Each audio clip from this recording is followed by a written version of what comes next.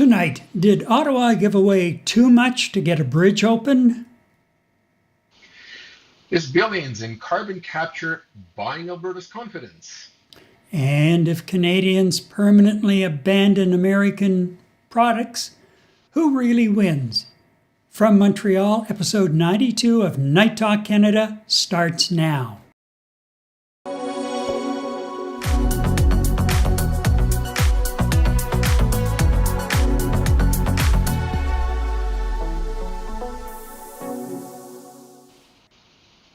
I'm Gary MacDonald. And as always, just down the street from Gary, I'm Eddie Tekalik. Tonight, 3 stories with one question. Is Canada negotiating from strength or simply reacting? Let's dive in. All right, let's just do that, Eddie, and get down to it. The Gordie Howe International Bridge is finally preparing to open later this month, July 27th. But that's no longer the biggest story. The real debate is whether Canada had to rewrite the deal to satisfy U.S. President Donald Trump. And if so, what did Canadians actually give up?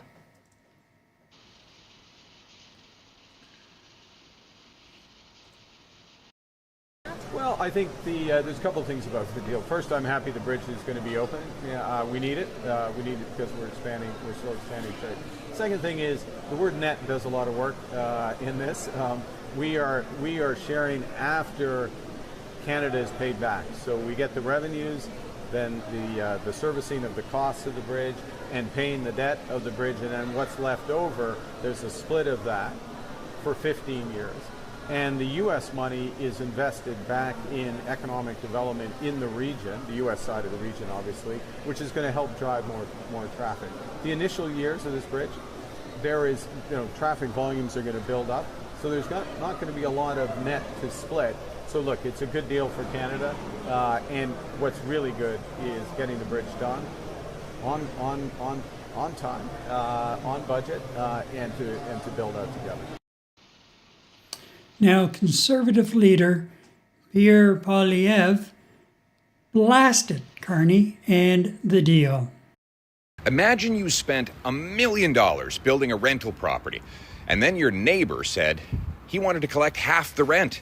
You paid 100% of the cost and you get only 50% of the revenue? What a terrible deal. Well, that's exactly the deal that Mark Carney just brought home on the Gordie Howe International Bridge.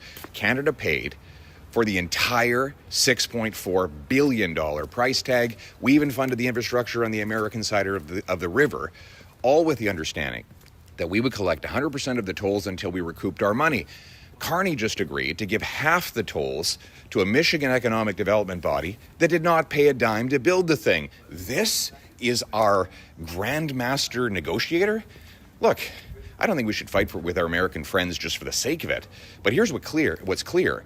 Carney's approach of elbows up when he thinks the president is not looking and sucking up to his face is not working. It has only given us double the tariffs on more goods and given us the only recession in the G7. Let's build our positive leverage on resources and defense and use that leverage to incentivize our American partners to remove tariffs. And let's sign a deal that makes us both better off. Enough illusions, enough theater. It's time for results. Well, Eddie, let's have a look at things, because when this story broke on Friday, late Friday afternoon, there were very few details released with it as to what was finally negotiated. That is, until our friend in the Oval Office got his hands on Truth Social. And I will just give you a little hint of what happened there with Truth Social. Okay. Nope. So I'll give you the hint verbally. Essentially what happened, the president goes on Truth Social and talks about, winning a new deal, a much better deal for America, going to take half of the tolls, and on it goes. Now, Unfortunately for the Carney government and the communications people, they did not get out in front of this before Trump had a chance to post this to social media. And anyhow, my blood was boiling, as was yours, over Indeed. the fact that they were going to take 50% of the tolls. Well, we're going to get into that in a moment, because as the smoke cleared over the last 3 or 4 days, we're finally getting some hard, fast details from the federal government as to how that's all going to work out. And the more I listened, the more I watched, the more I felt like, all right, I get where they're going with this. I'm not happy about it, but I get it, and I think I can at least live with it. And I don't know, because I haven't talked to you since I've come to that conclusion, so I don't know if you're mellowing a bit on it or not. But let's look at it first of all. Let's look at the supply chain lifeline. The bridge will provide direct freeway connectivity, bypassing the local city streets and traffic lights that choke the nearby privately owned Ambassador Bridge. And we'll come back to the Ambassador Bridge here in a moment. As far as the economic impact, it directly services the heavily integrated U.S.-Canada automotive industry, and that is serving a trade corridor that accounts for tens of billions of dollars annually. And as far as the resolution of political delays, well, it was scheduled to open last month, and that was briefly postponed due to cross-border political friction, because back earlier this year, Trump, if you recall, Trump said he would not allow the bridge to open, and that was shortly after the owner, the family that owns the Ambassador Bridge, which a lot of people don't realize that bridge is privately owned, made $1 million contribution to one of Trump's campaign funds. And shortly after that, Trump starts going on about the deal not being fair. A deal which was reached back in 2014, 2012, 2014 by then Prime Minister Harper and U.S. officials. And it really didn't involve the federal government, the U.S. federal government. It involved the Michigan state government. Anyway, the resolution of those political delays briefly postponed due to the cross-border political friction, making the midsummer breakthrough a vital win for international trade stability. How's that going to impact the long-term financial viability and traffic monopoly of the privately owned Ambassador Bridge? Well, I have a question to answer that question, and that is, who cares? What specific operational framework was agreed upon by U.S. and Canadian officials to permanently resolve the political disputes that threaten the bridge opening? We'll get into that in a moment. And are the commercial toll structures optimized to instantly divert the targeted 25% of truck border crossings over to the new infrastructure? Well, I would suggest, even if the tolls are a little bit higher, maybe than what they are on the Ambassador Bridge at the moment, you're going to see trucking firms going that route, the new route anyway, because they don't have to go through cities on either side, Windsor or Detroit, through city streets and running into the backlogs and the delays.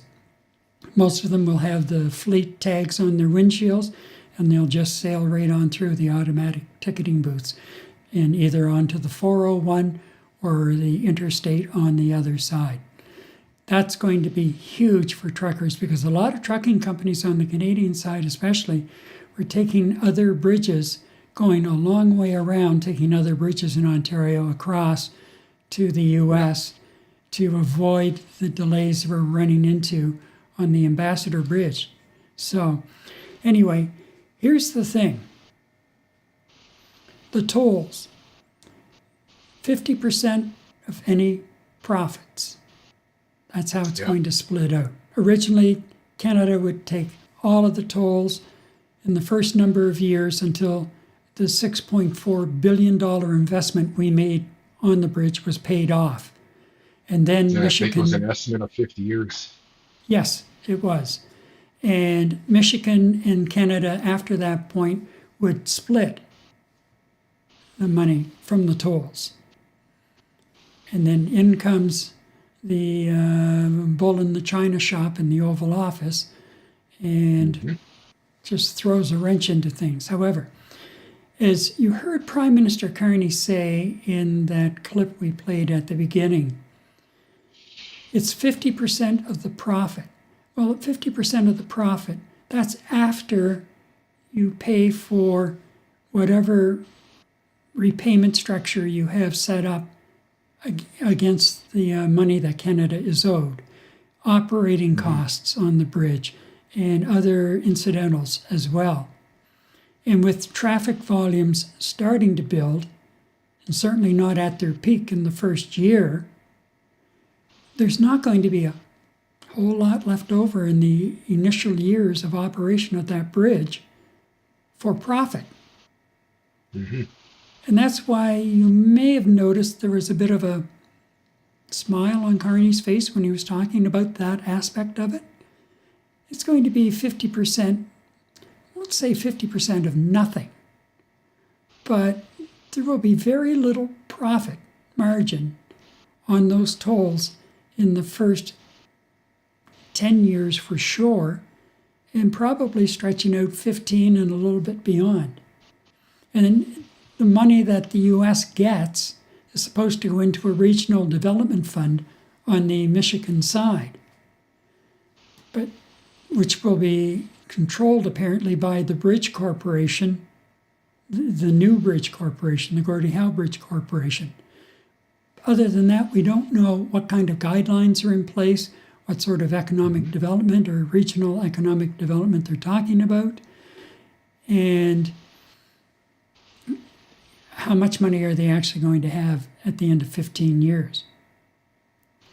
Now, a question that comes from that in my mind when I heard this was, okay, so what has the Marone family, which owns the Ambassador Bridge, what have they been contributing to regional development on either side of the border with their profit-taking bridge?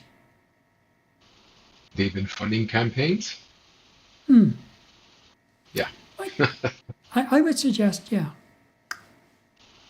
There we go. That. Big goose egg.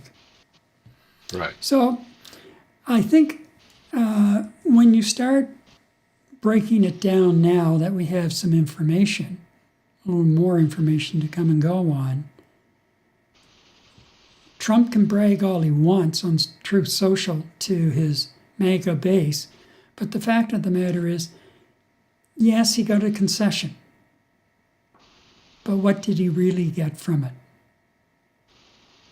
It's going to take us a little longer to pay off the bridge, that's fine.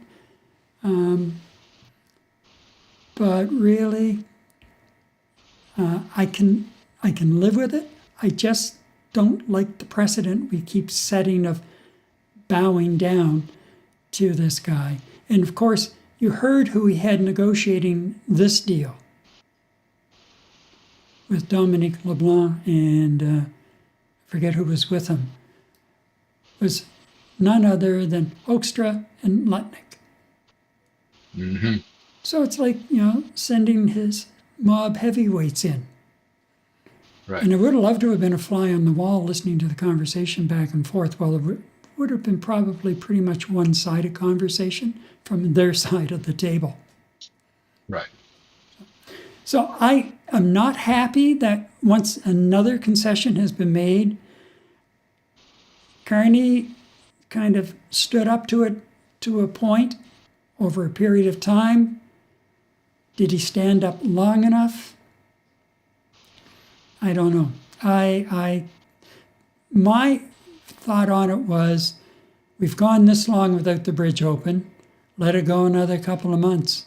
It's not going to make any difference to anything related to Kuzma because that's already been decided. Right. So that's kind of out of the way to a degree. And let the truckers keep using other bridges because the traffic on the Ambassador Bridge is starting to drop off. So I think we could have maybe held out a little bit longer. But also I know that you've got the automotive side of things, and the automotive industry on both sides of the border were really, really very concerned about it. So I've mellowed Right. a bit from this time on Friday and Saturday. I can understand it. I can live with it, but I'm not totally happy. Over to you. Yeah. Okay, Gary, let me get off my chest, okay? Go. To me, this is another freaking Carney concession. I hate saying it, but I am not happy with when I heard about it. I am just as not happy about it today. If you remember, Gary, months ago, during year one of our program, we had a whole piece on Canada's digital services tax, and us putting a concession into to withdraw that. It was something that we were speculating was done as a result of trying to get the Kuzma negotiations moved forward and to work to our benefit. And of course, that was all for naught with Trump's recent decision that he just let July 1st come and he let July 1st go. So I think this whole bridge thing is just another concession. And well, I find myself agreeing with Pierre Poilievre. Oh my goodness, that hasn't happened in a long time. I don't agree with how he presented this thing in Kitty style messaging, but I think at the beginning of his little clip there, he was absolutely right. His example about buying a house and the rent piece there, having to pay back rent, he's absolutely correct. Now, I understand what you're saying about we're looking at 15 years here.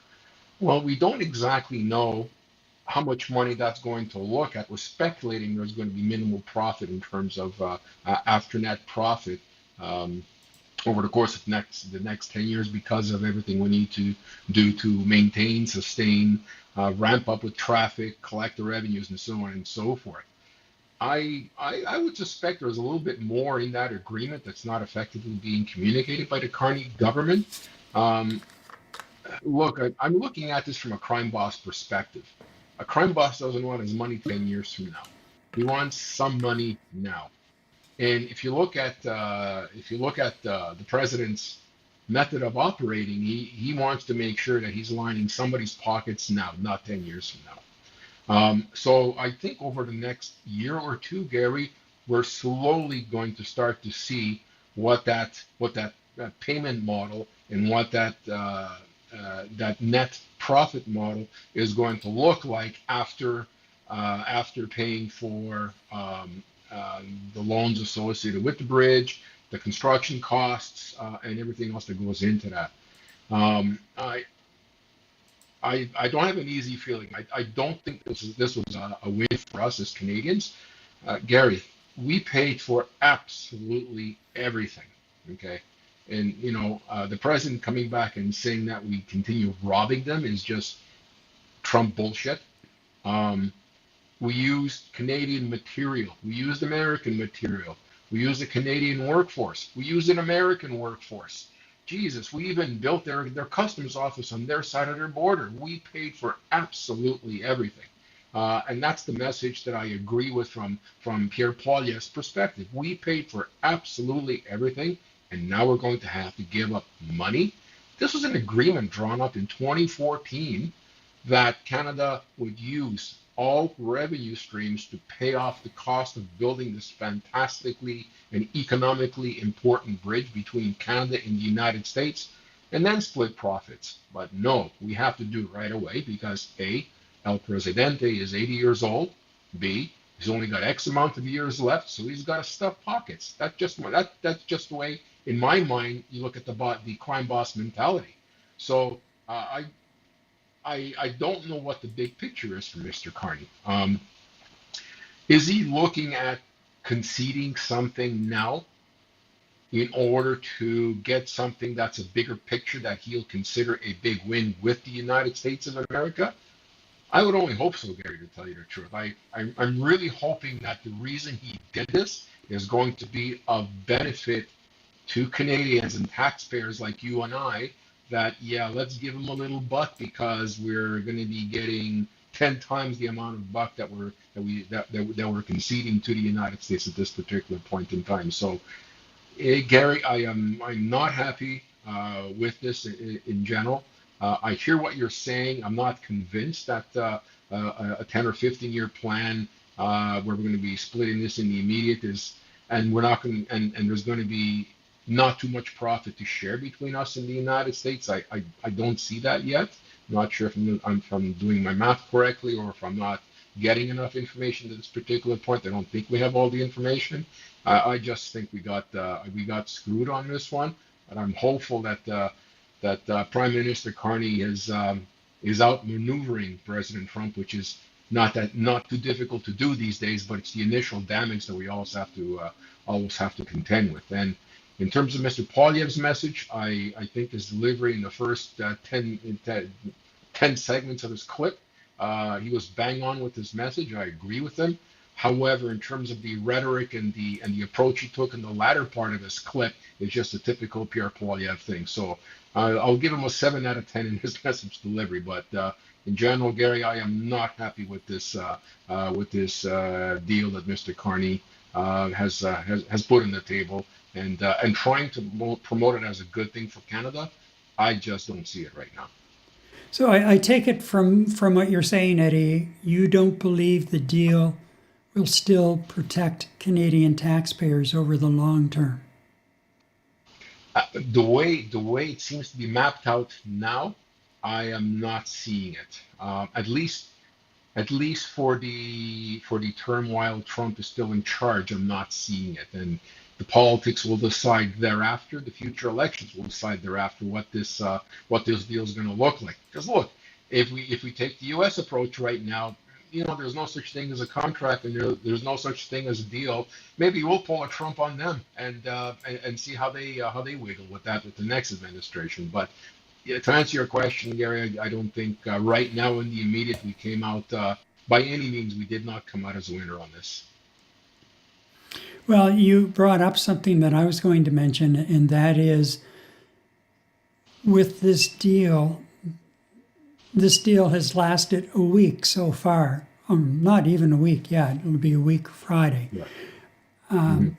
But who's to say this time next month, or maybe October as we get closer to the midterm elections, who's to say that this deal is out the window? Because we all know that nothing on paper or verbally agreed upon means anything to this administration, and specifically the President of the United States. He's a deal breaker. Correct. So this could change, and we could be back at the table again, but at least when that happens, we have traffic flowing across the bridge still, unless he shuts down his side. And that's the other thing that maybe a lot of people don't realize. When we built the bridge and the infrastructure, we even built the facilities for the U.S. side as far as the border crossing was concerned. Now, we didn't pay for the equipment that I'm aware of going into the border facility, but we provided the building. So, it was a good deal all the way around for them. Yeah. Before the person in the Oval Office got involved in it. So I don't know. We're both in agreement on the fact that this time next week we could be talking about this again because the deal has changed, or he's called the deal off and is trying to block traffic on. And you watch, if he tries to block traffic once it starts flowing across that bridge, we just sit back and put our feet up and watch the uproar. Yeah. Because you're right, Gary. He can have a bowel movement and change things next week and the week after that. We just don't know. And pretty much every diplomat and major business leader has voiced their concern in how do you negotiate with a country where the president is completely unpredictable in terms of common logic and common approaches to just day-to-day business. So, you know what? If there's anything that kind of makes me feel safe, Gary, is exactly what you're saying right now. He might change his mind next week, or who the hell knows what's going to happen in the United States in the next few months. And come October and November, everything can get thrown up into the air and everything gets renegotiated and relations get reestablished. Who the hell knows? But as is right now, the way things stand, Gary, I can't share your optimism yet. I'm too miffed from actually hearing that. And you're right, there was a smirk in Carney's approach when he actually spoke. Ace up the sleeve, I don't know. Are they getting nothing in 15 years? Really? Maybe, I don't know. Is he expecting things to crumble come November and he's going to go to a different route?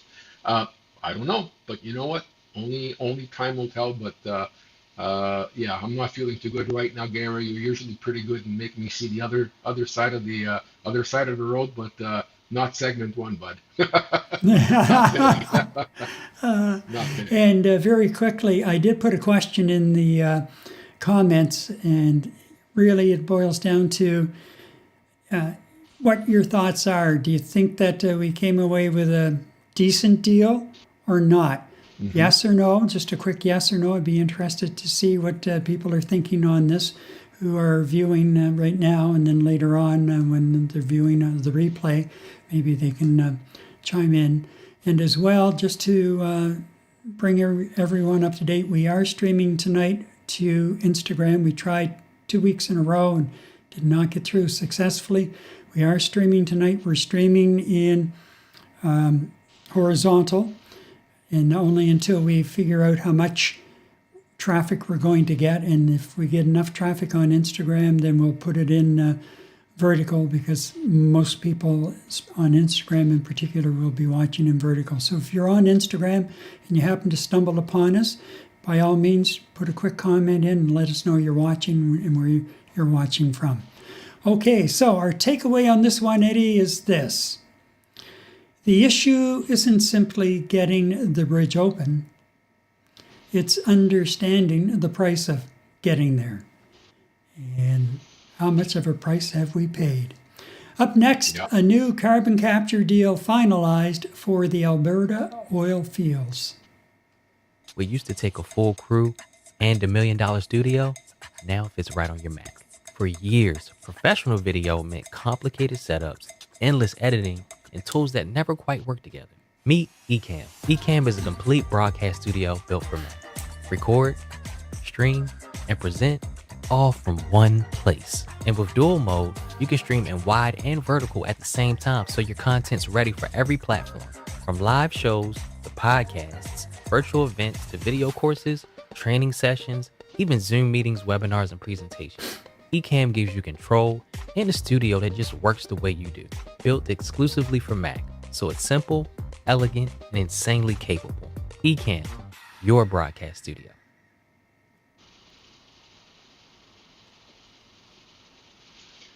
Well, ladies and gents, it's been a pretty busy week in Canada. Ottawa has clearly accepted that Canada's energy sector isn't disappearing. Now, the focus has shifted to billions of dollars flowing into carbon capture and emissions reduction.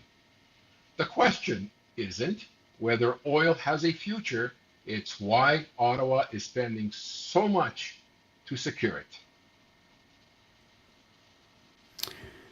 Well, Eddie, let's have a quick look at this. This can get technical fairly quickly, so we'll kind of just touch upon it because it's key as well, coming out of the whole push for new pipelines from Alberta to Tidewater on the West Coast. Mm-hmm. And now last week we were talking about the pipeline that Premier Danielle Smith and Premiers Danielle Smith and Doug Ford announced from Alberta through to Sarnia, Ontario. And one of the main reasons they're pushing for a new pipeline through there is because the existing pipeline that does carry oil to the Sarnia refineries takes a little jag down in Detour. through the United States and then back up through to Canada to Sarnia. So the minute it crosses that border, we lose sovereign control over that oil flowing through. So this is a national security issue as far as I'm concerned, and it's related to sovereignty. So it's this whole thing's a trilateral agreement, which means that it establishes clear milestones. Shared transport infrastructure must operate by 2032, with the initial 6 MTPAs of CCS reductions finalized by January 1st, 2035. So the reduction in the carbon has to be at a certain level by January 1st, 2035. And this has been signed by governments, provincial and federal, and the major oil sands companies.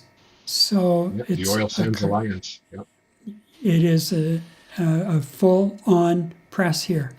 So carrots and sticks tier regulation.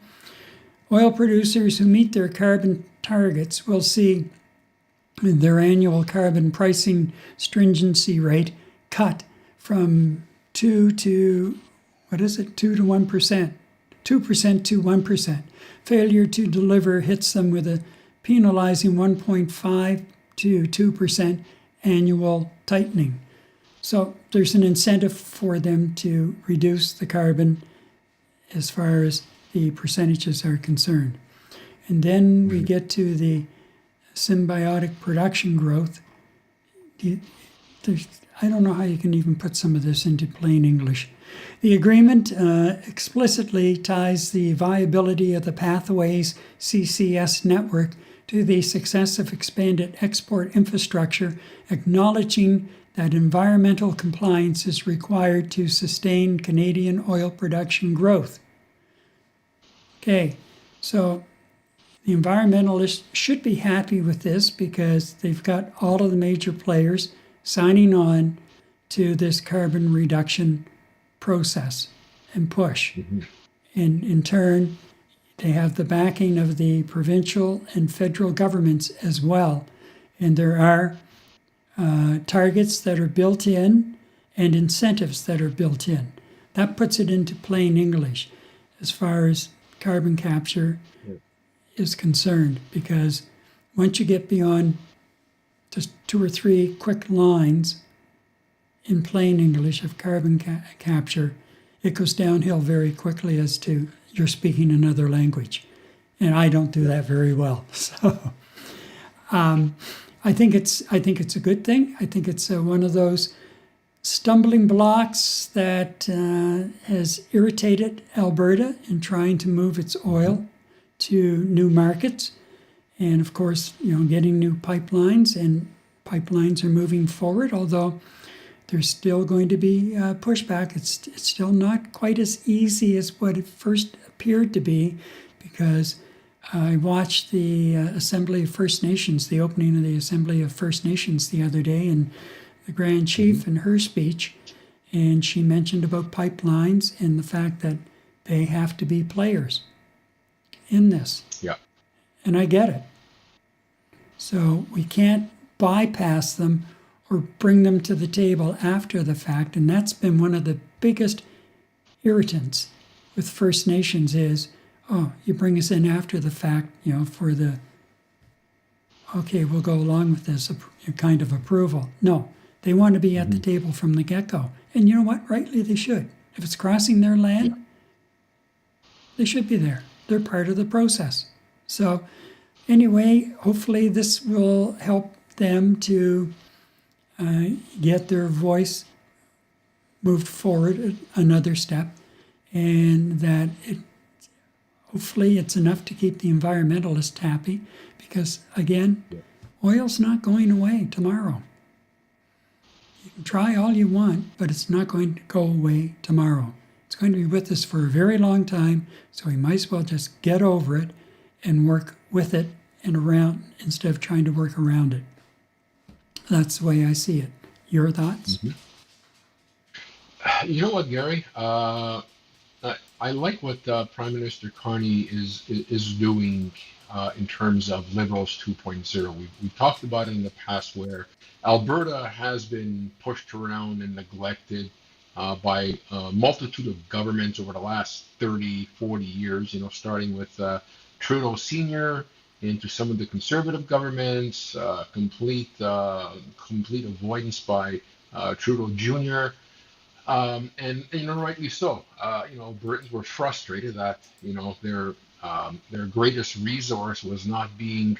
I'm not going to use the word exploited, but they weren't able to get a fantastic product, a product that the world needs to market quick enough because of governmental regulations and restrictions and not having the proper pollution management control systems in place and whatnot. And it seems to me Carney has been in overdrive, and I don't think it's a question of appeasing Albertans. I think he's been in overdrive to accelerate the export of our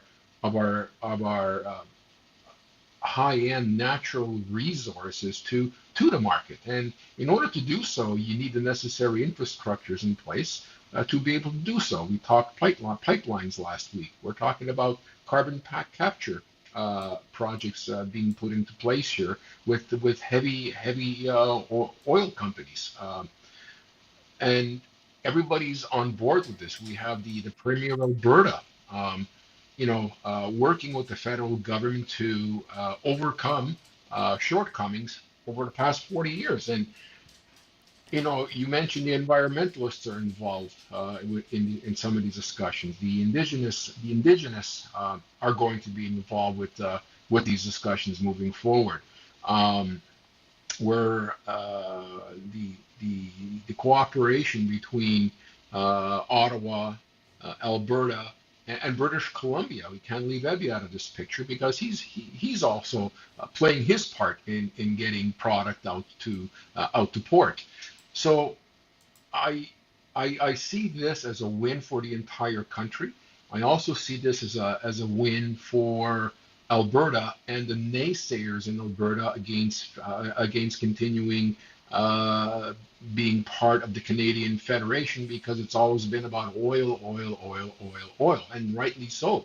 Well, it's no longer becoming an impediment for Albertans to stay in the country, where you've got major multi-billion-dollar projects being committed to by the leaders of Western Canada plus Ottawa to get the bitumen out of Alberta and create incentives for oil companies through this environmental program for the carbon capture.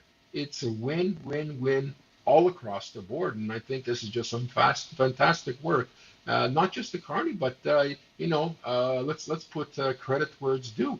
Danielle Smith as well, walking the high wire act, and at the same time being able to address the concerns of the Alberta constituents about Ottawa neglecting them for decades, where now we've got a plan in place where the neglect is no longer there. So what else have you got to complain about now? I'm taking that very cynical approach to it, but seriously speaking, Gary, so many things have been happening over the last 6 to 8 months pertaining to Alberta energy, and it's all been positive movement.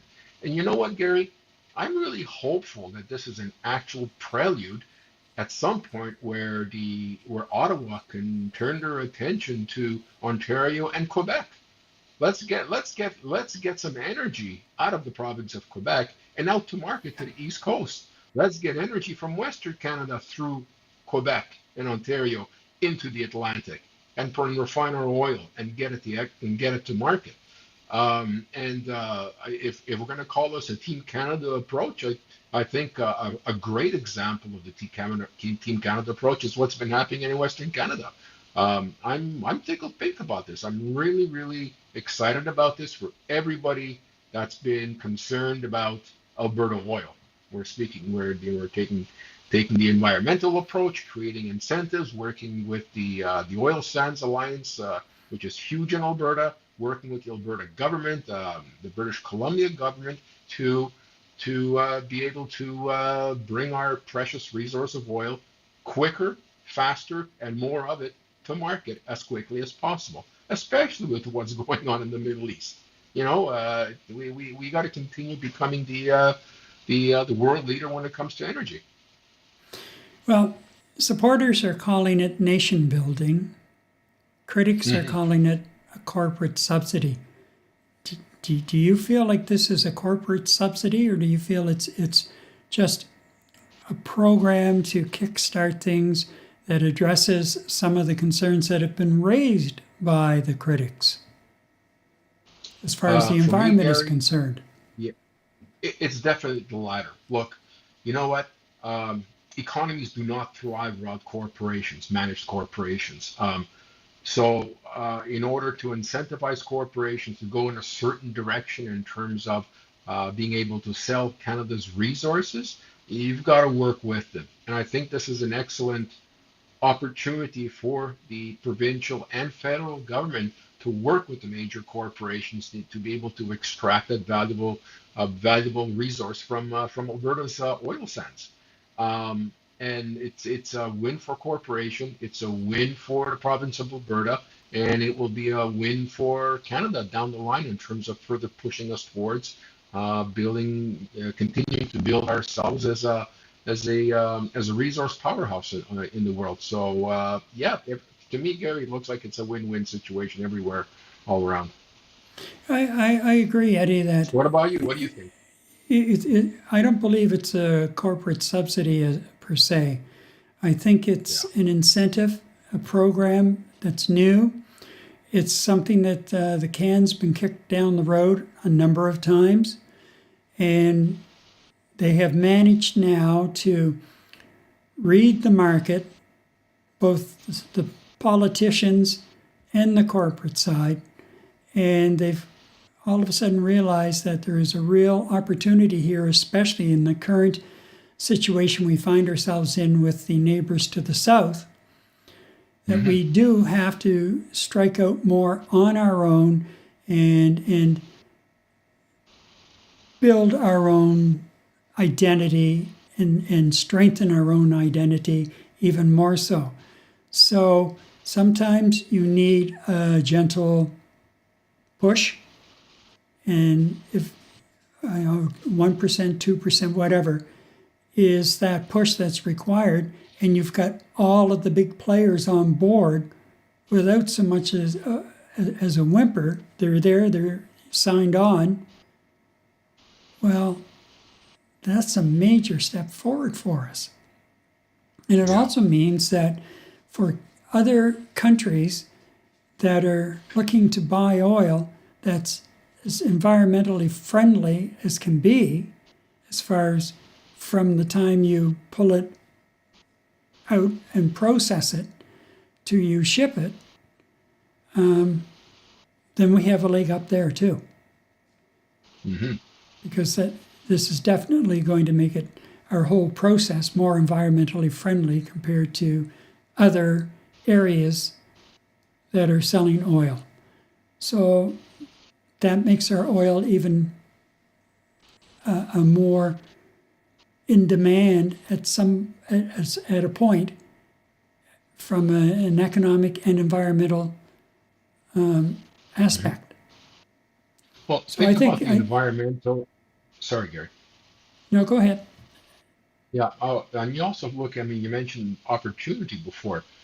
Look, I mean, this is allowing us to also come up with engineering solutions and become a leader in carbon capture sciences. This is something that Canadians or Canada can begin exporting to other petroleum producing countries and using some of the solutions we're coming up with. I mean, we've talked about many times before on our show how innovative Canadian engineering is. All of this science for carbon capture, this is something we will become experts in. And expertise is something that's an exportable resource, Canadian know-how. So I think there's a fantastic opportunity again here for us to open up another industry in terms of the sciences of environmental carbon capture process. So there's another win, not just for the benefit of the environmentalists in our country, but globally. And let's look at the economy and the number of jobs the tar sands, as they used to be called, the oil sands, have produced in this country for not only Albertans, but a number of workers from across the country.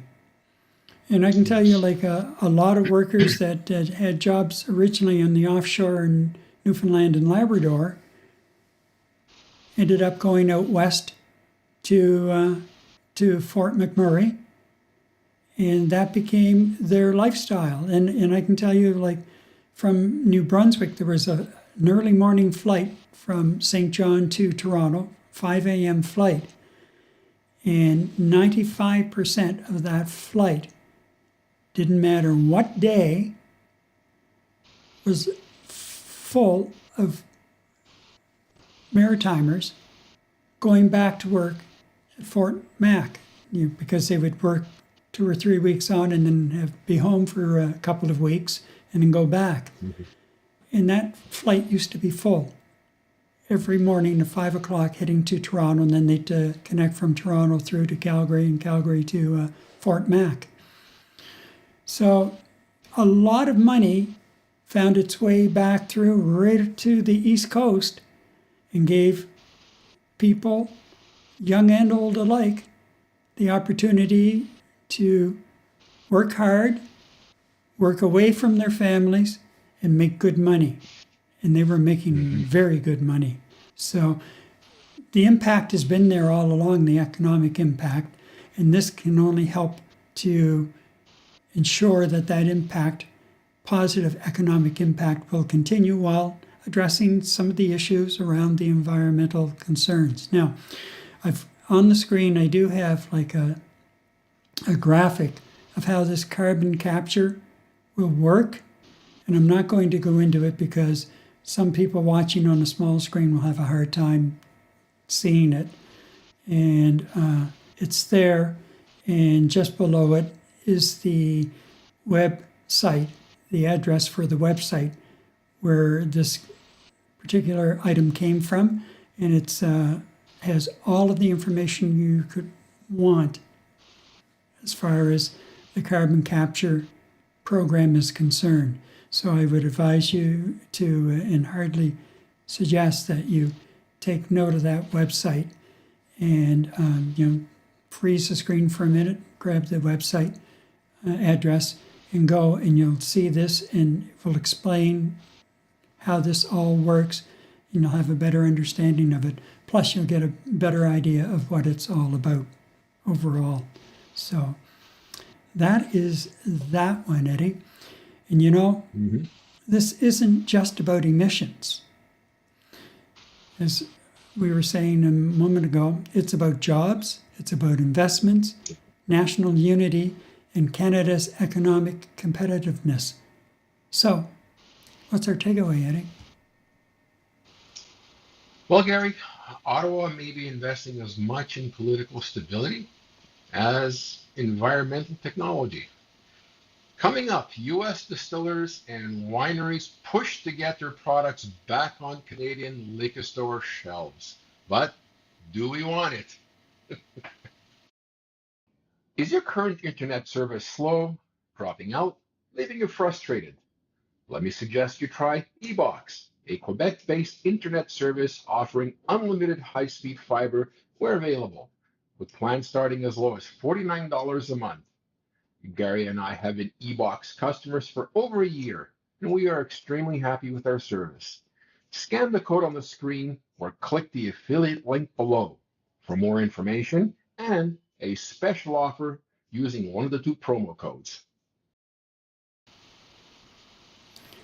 Well, the fight over American liquor has become more than a trade dispute. And Canadians have spent months buying local products. Now comes the bigger question. Have consumers' habits permanently changed? Well, let's find out, Eddie. What do you think? Uh, yes, they have changed. And you know what? They've changed right across the entire spectrum. But since this segment discussion is about wines and spirits, let's stick to wines and spirits. And absolutely, for this Canadian, they have definitely changed in the wines and spirits category. The same for this Canadian. Definitely, I'm done and have Yeah. been. And it's been a really positive thing for me, Eddie, because I have discovered Mhm. some new Canadian whiskeys, for example, that I had never heard of or tried, and have been very, very pleasantly surprised by what has come out of it. Because I have Mhm. found some new favorites that, like, man, oh man, where had they been? You know, how did I miss these? Yeah. I Yeah. shied away because, you had your bourbons, for example. And, Right. so anyway, my habits have changed. I've always been a big supporter of Canadian wines from the Okanagan in particular, and of course, wine country in Ontario. Hmm. And there are other areas of the country now, Quebec. I notice more Quebec wine starting to show up at the SAQ. So there are microclimates across the country where you can put certain types of grapes in and start producing wine. So it's Hmm. been a major thing. So really, it's been a positive thing in a lot of ways. And let's get into it here as far as what it means so far. The catastrophic export drop, the widespread provincial shelf ban has triggered a crushing, are you ready for this? A crushing 70% collapse in American spirits Yeah. exports to Canada since its 2025 rollout, which would have been what, March? I think it was March that Right. most started. The U.S. escalation Section 301, well, here we go. The newly introduced Canada Act, which was introduced this month, commands the U.S. Trade Representative to launch an aggressive probe within 30 days to determine if Canada's practices warrant retaliatory trade sanctions. That bill was sponsored by a representative from New York State. New York. Right. And you have Democrat Adam Schiff from California now also like, come on, Canadians, why aren't you buying California wine? Blah, blah, blah. I was watching another Canadian commentator the other day, and he brought up a good point because he was talking about this as well. And he said, Right. I used to look at the Democratic states as being more siding with us.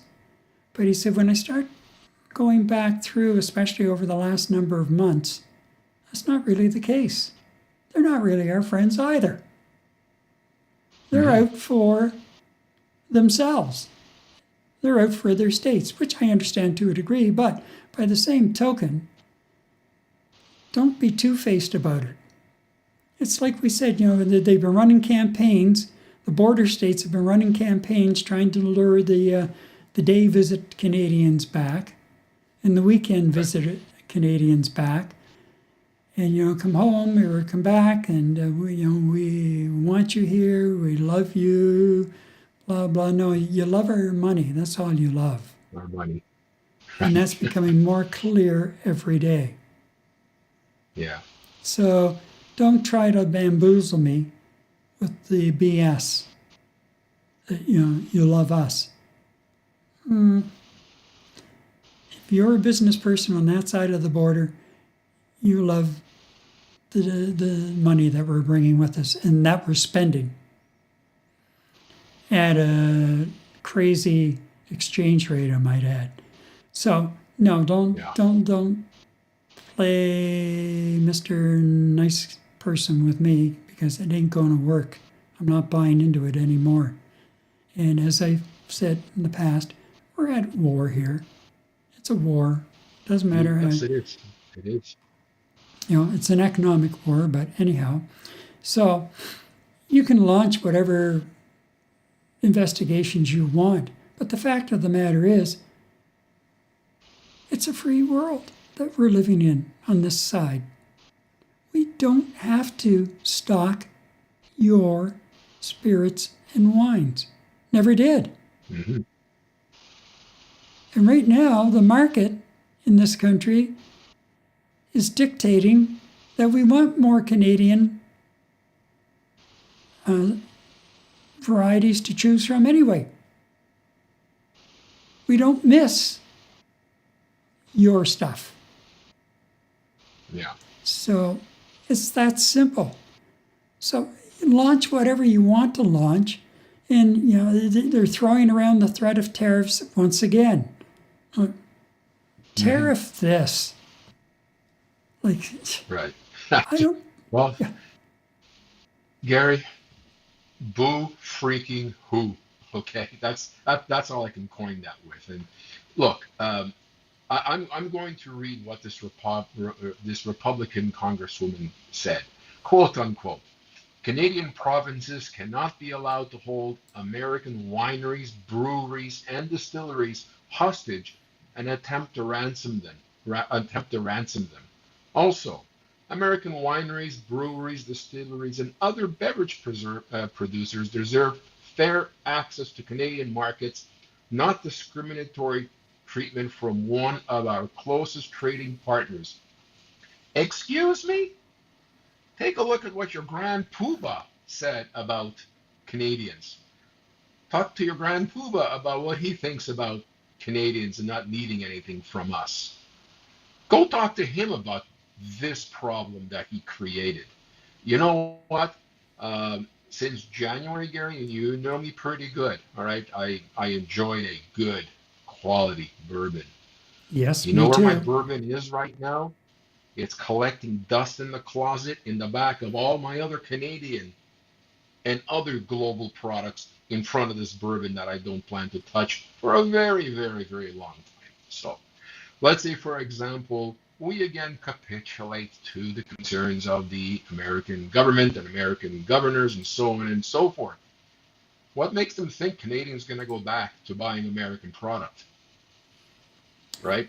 I know Exactly. quite a few people that do not purchase American booze, wine, alcohol, groceries, and anything else that's considered American. So I think that the market has been set, the market conditions have been set by the President of the United States. And I'm sorry, in the United States, you're just going to have to work around that and find other marketplaces, if they can find them amongst all these other tariffs that the United States has imposed on international communities. And look, quite honestly, I like Mr. Schiff. I really like his approach to things. But boo freaking who? Ontario wine are absolutely out of this world. Quebec wines are up and coming. The Okanagan Valley wines are spectacular. Oh, Okay, yeah. and they are leaving our shelves in record numbers. I read somewhere that there's one distillery in southern Ontario. I think they make vodka and whiskey. They're up at 250% of sales compared to last year. So I'm sure what they're saying is, thank you very much, President Trump. We really appreciate you marketing our product for free. So this is exactly what's happening. And, all the real hardworking people, unfortunately, in the United States, I feel bad for, they're the ones that are suffering from this. But it is your government that started this particular fight. And, for this governor in New York, basically saying that we're trying to hold distilleries and breweries in the United States of America hostage. What the hell do you think your tariffs are doing to the Canadian economy? So, you know what? I feel absolutely zero guilt in not touching anything that's considered brewed in the United States of America or distilled in the United States of America. And quite frankly, Gary, I don't see myself doing this for a very, very, very long time, Trump or not. So that's boo freaking who. I don't know how else to summarize it. Well, I'm done with Oh yeah. doesn't matter until I'm my last day. I am not purchasing, even considering purchasing any type of U.S. wine or spirits ever again.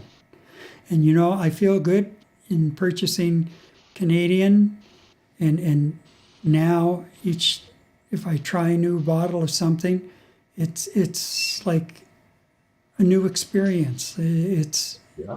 because you're supporting a Canadian business, and the number of wineries and distilleries that have increased staffing because of this over the last year. Why would we all of a sudden turn our backs? These are Canadians who are working, earning money here in Canada, paying taxes here in Canada, and contributing to the Canadian economy.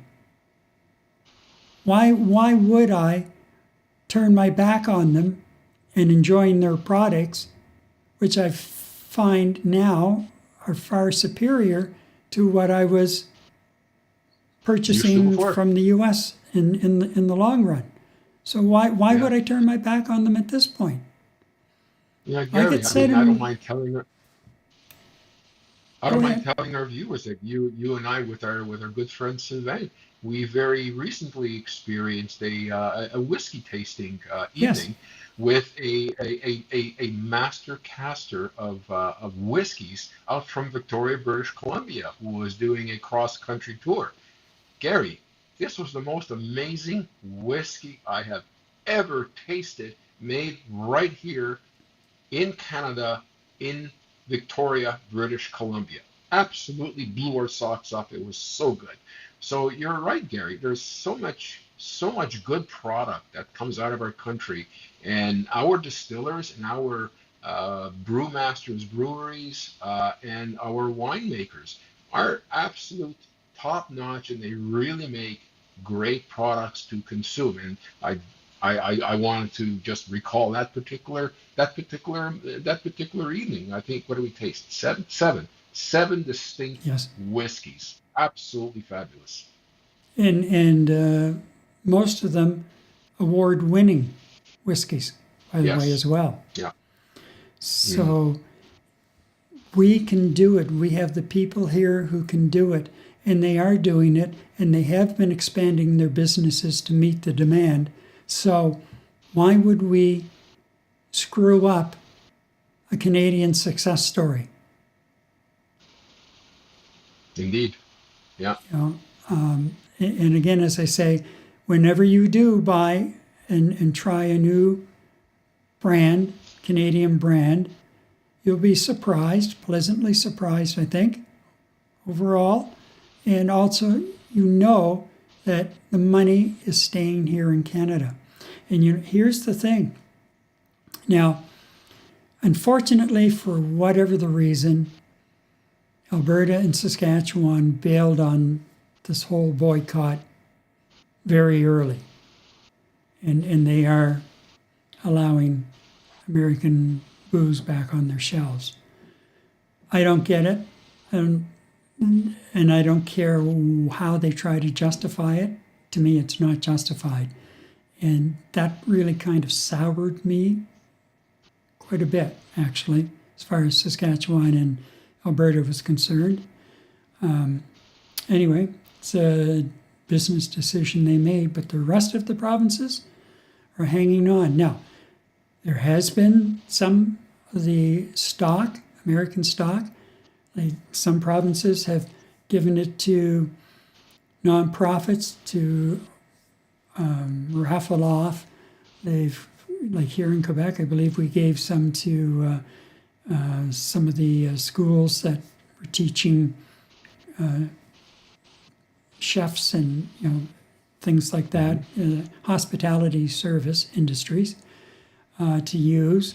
And some provinces have, to get their stock out before it goes bad, they've put it out on sale just to clear it, but have not reordered. In Ontario, which apparently is the biggest purchaser of spirits anywhere, Eddie, they've spent $8 million since this time last year storing their American stock. $8 million. That's Well, dedication. these are not just in warehouses; they're in controlled environments, right? So you're looking at temperature management, Right. humidity management, believe it or not. So that costs money, and they've got quite. I mean, they're the biggest. I think they're the biggest importers of American hooch out of all the provinces in Canada. So must be one hell of a warehouse. Well, yeah, no kidding. Regards all around it. But that shows you, though, just how committed we are to sending a message. You've messed with us, and we're tired of it. You've insulted us. You've called us down. And we're done. We are done. So that's the way I see it. And why does it all matter, really, right? Well, as we said, consumer decisions can reshape markets long after governments settle political disputes. Mm-hmm. And I know what, my decision's going to be. I don't care how easy they think they can make their access to our markets again. You're wasting your time, at least as far as I'm concerned, because I'm not changing. I'm done. Neither am I. I'm not crossing your border again. And you and I have had this discussion long before this even started. If you recall, I just said I was done after the first time, and I have not been back. I haven't, and I won't be. And if I'm booking a flight at some point, and they say you're going to be flying over U.S. airspace, and can you hopscotch me across Canada and keep me in Canadian airspace? Because I want nothing to do with them. Nothing. I get it. I get it. Anyhow, what's our takeaway, Eddie? Our takeaway: winning customers back, Gary, may prove harder than winning a trade argument. Sorry, United States of America distillers, it is not going to be an easy win for you. Nope. And Eddie, tonight's stories all pointed to the same challenge. Whether it's major infrastructure, energy policy, or trade disputes, Canada is being forced to decide where it should compromise and where it should stand firm. Negotiation is rarely free. The real question is whether the long-term outcome justifies the short-term concessions. And that leads me to this week's thought to ponder. When is compromise smart leadership, and when does it become giving away too much? Let us know your position in the comments below. And don't forget to like, subscribe, or follow on your favorite platform. We do appreciate your support. I'm Eddie Tkalik. Good night, everyone. And I'm Gary MacDonald. Night Talk Canada returns in 7 days. Good night.